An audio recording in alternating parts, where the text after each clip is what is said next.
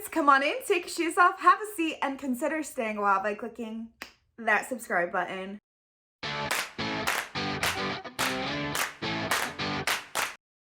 I let you guys know that we are looking for our dream house slash property. We would love to be able to find some land to become more self-sufficient and eventually have a small homestead. But we are frustratingly finding out that it is almost impossible in our area and our price point to find any type of land. We live in the better area of the city that we live in. We're in the best school district, so it's just really expensive and hard to find. I really want to stay in this community because we love our church family that we have here. We're super involved with the youth group and worship band and all that kind of stuff.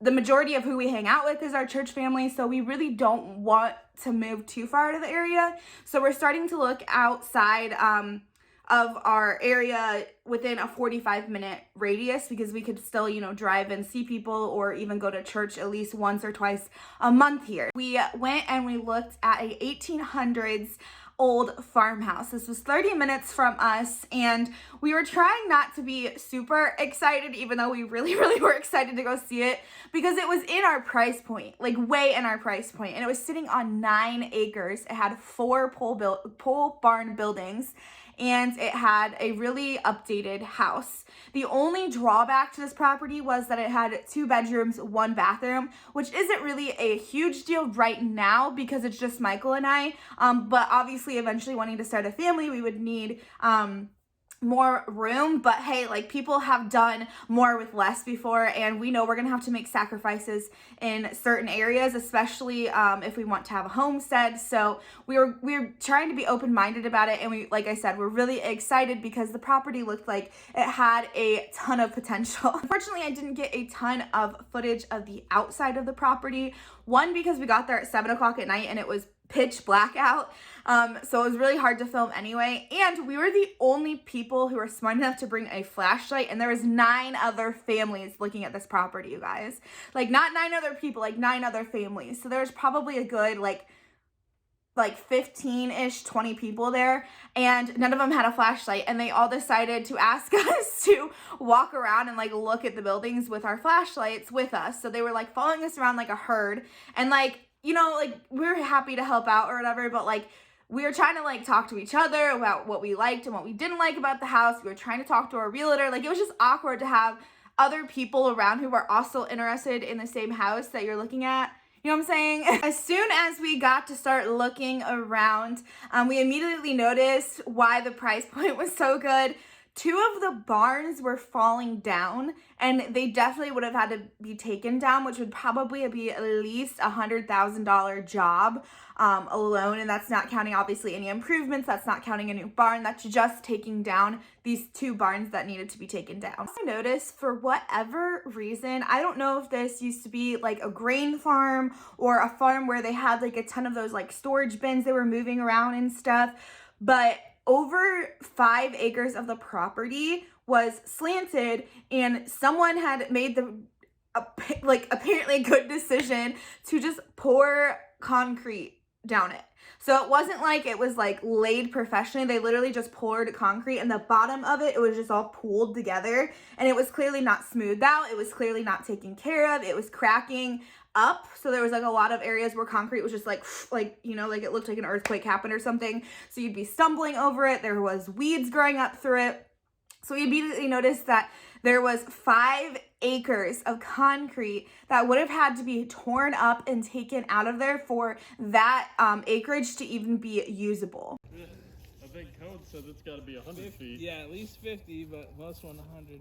The house itself honestly wasn't super bad, at least on the main level. They had a really nice big open living room with new carpet. The only thing was that they had paneling on the walls, but it wasn't the ugly like brown paneling. It was some newer updated looking paneling, so we could have easily lived with that until we could have saved up the money to do drywall in there. Not Legato and not a villain. Not being too forward, they're okay is what I'm trying to say. Okay. Right off of the living room was this awkwardly big hallway transitioning into the kitchen slash the main bedroom. And you could honestly tell that this was probably at one point the main like entrance to the old farmhouse. Like everything else was an add-on. And so this probably would have been the kitchen. I honestly think that stuff's kind of cool because I love history and I love like seeing, you know, older things. So that was kind of cool, but it was an awkward space. So my first thought when we were looking at this house was we could make that area the living room and then not seal off, but like make the living room into a door, and you could add an additional bedroom. The only problem is that the main entrance to the house would have had to come into the bedroom. So it was kind of awkward, but that was my first idea, was to try to add an extra bedroom there. This way for church. Right. Is what I'm saying. Off of that awkward hallway was the master bedroom, which was so incredibly small, you guys. We can work with it, but you definitely couldn't fit like even our queen size bed in there, probably a full size bed, which would kind of be a problem because yes, we're downsizing. Yes, we know we're gonna have to make sacrifices, but Michael and I definitely cannot sleep in a full size bed. We tried that for about 6 months of our marriage because we were given a bed that was free and it just like didn't work out. Like we wanted to kill each other by the end of it, and we want to be comfortable if this is going to be our forever home. So really, really small bedroom. And the closet in there was also the back side of the staircase, if that makes sense. So like if you've ever been under like a staircase, you would know like the crawl space goes like this. So there was maybe a foot of hanging room like for shirts or my dresses. It definitely would not have been enough room for both Michael and I's clothes. The one and only bathroom you could only access through the main bedroom. So that means if we had guests over or anything, they would literally have to walk through our bedroom to get to the bathroom, which again isn't a huge deal, but it's definitely not ideal for entertaining purposes considering we do have people over a lot. So the bathroom it wasn't terrible, like you could use it, but what I noticed was in the tub how hard the water was. It was a white tub and the bottom of the tub was all brown, so that tells me like the water would be really tough on your skin and your hair, which isn't like abnormal for farm properties obviously, but that would be another expense, would be to put in a really nice water softener so like our skin's not drying out and my hair's not drying out. There wasn't a huge vanity with the sink, so there wasn't a lot of like storage in the bathroom, and the toilet and the tile really old. Again, these are all things that we could live with until we could update it, but it just wasn't my favorite. And like we're trying to find land and stuff, we're trying to be able to keep the church family and everything like that. Sure. Honestly, kind of like something you guys have worked with. Kitchen was probably my favorite part of the entire house until I found out that the stove was electric, not wood burning, because that's really what obviously we want at a homestead, to heat the house and to have an alternative source for cooking.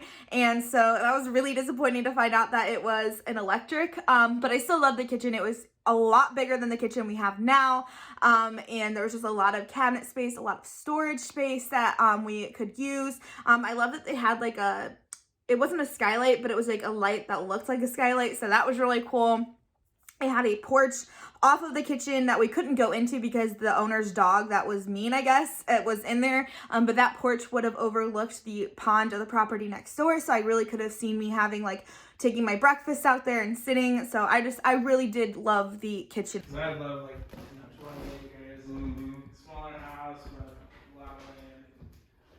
Maybe we'll just buy 20 acres of land and pay some Amish to come build us a barn. When we went upstairs, it was really the determining factor that this wasn't the property for us. So when you go upstairs, there was a small loft up there. I think we could have easily again made a second bedroom out of this by just adding a wall and putting up drywall. It would have been really small, but it would have been perfect for like a nursery, or it would have just been an extra bedroom adding value to the house. But when we went into the actual bedroom that was up there, the floor, you guys, had so much bounce in it. Like you literally could bounce on it like a trampoline. So it really put into question how stable the house actually was. I know it was built obviously in the 1800s. It's gonna probably not be up to our code even now. So that really concerned me, because if we did have a child that was up there, you know how kids like bounce on their bed, they run around, like I didn't want to have to fear that my child was going to go through the floor in this house.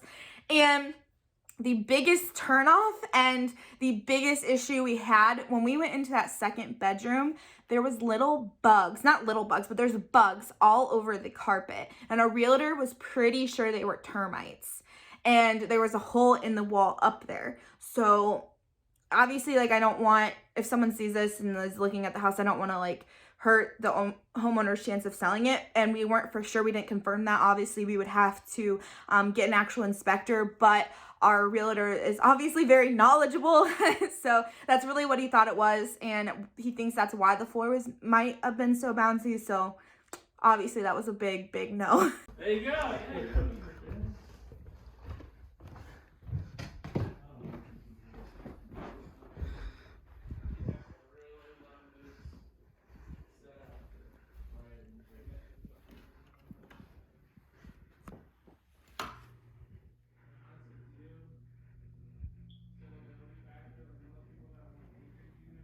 So unfortunately, this wasn't our house, you guys. I was really excited about it because, like I said, it was the first one in our price range. But my husband just keeps saying, you know, when it's supposed to be our property, it's going to be easy. You know, it's just going to fall into our lap and it's going to be easy to buy it. And so that's really what I'm just keeping in my mindset is what's meant to be is going to be, as the old saying goes. So yeah, but so we're just gonna keep looking, and I know one day we're going to have a beautiful homestead with chickens and goats, and we're gonna have our little, you know, babies running around, and I just cannot wait for that, you guys. So I'm really excited to continue to share this search with you guys, and I just love having you guys come along and having you guys be a part of it because you guys really have become a part of our family. So that being said, please comment down below. What did you guys think of this house? I know, like I said, I'm sorry, didn't get a ton of video footage. I will definitely try to be better about that in our future adventures looking at houses, but just let me know what you guys thought. Make sure you guys give this video a big thumbs up. It's free, it only takes a second, and it really helps my channel out. If you didn't like this video, still give it a thumbs down. That helps my channel out as well. Make sure you hit that subscribe button so you don't miss any of my other content, and I'll see you guys all in my next video.